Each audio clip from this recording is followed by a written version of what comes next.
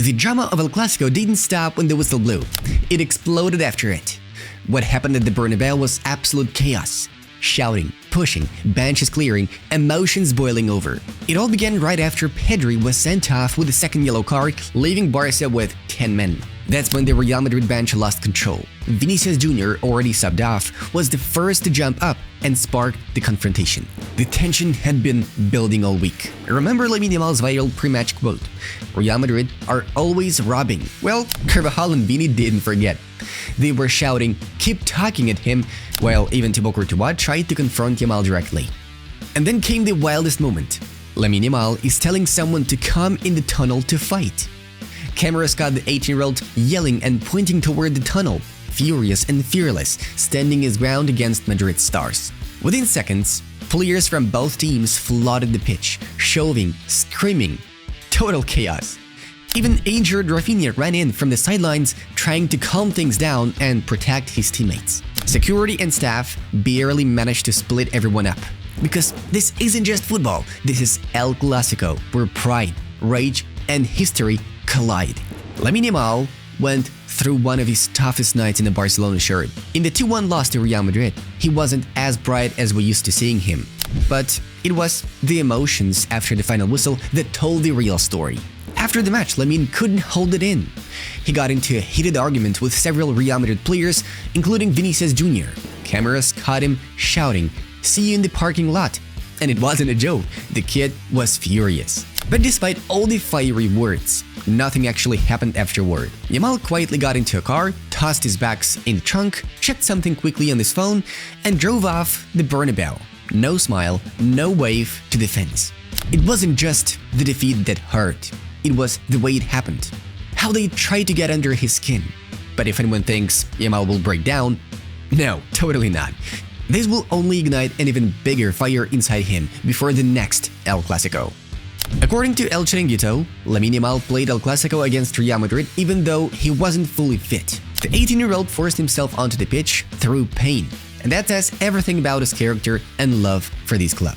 He'd been out for several weeks with a recurring groin problem, that same pubalgia injury that kept him away from La Liga games and Spain's qualifiers. Barca doctors had estimated around 2-3 weeks for recovery, but Lamine couldn't wait. He wanted to help his team in the biggest game of the season.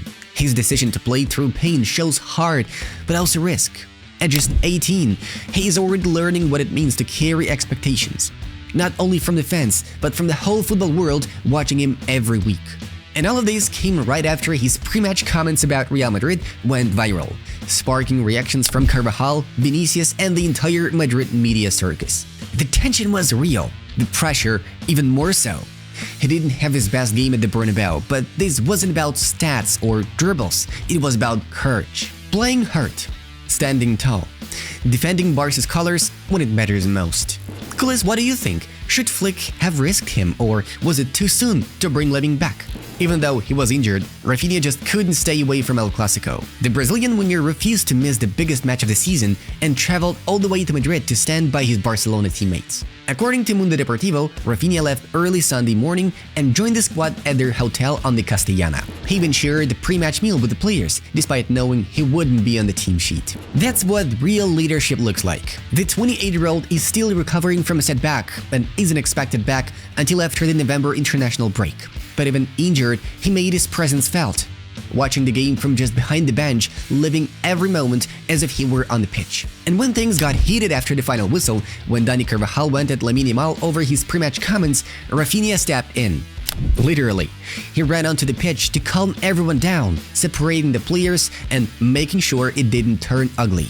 He even helped cool down his Brazil teammate Vinícius Jr, showing maturity and respect on both sides.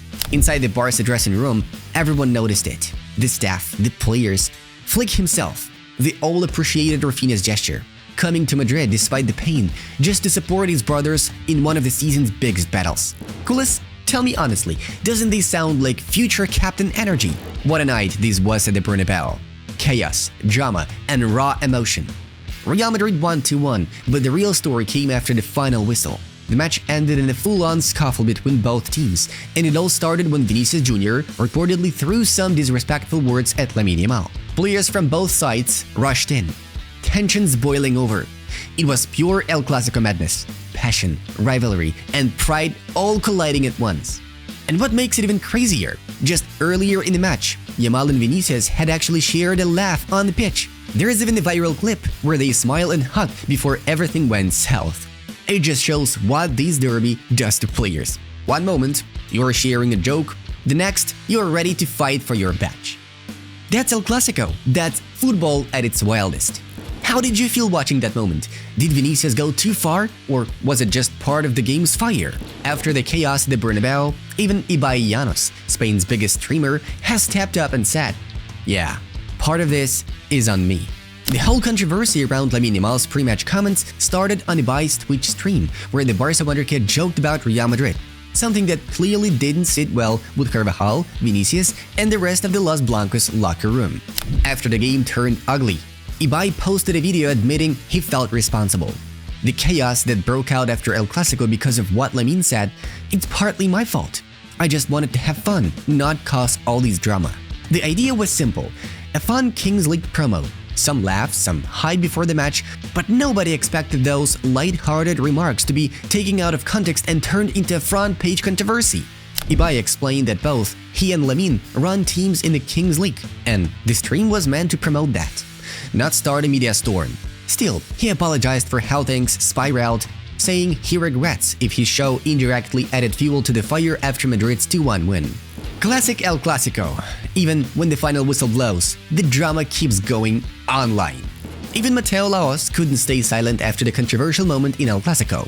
The former Spanish referee has now spoken out about the incident between Ronald Araujo and Dani Carvajal during Real Madrid's 2-1 win over Barca. And his words say it all. In the final minutes, Araujo, who was pushed up front as a striker, rushed into the box to meet a cross and got clearly shouldered off by Carvajal.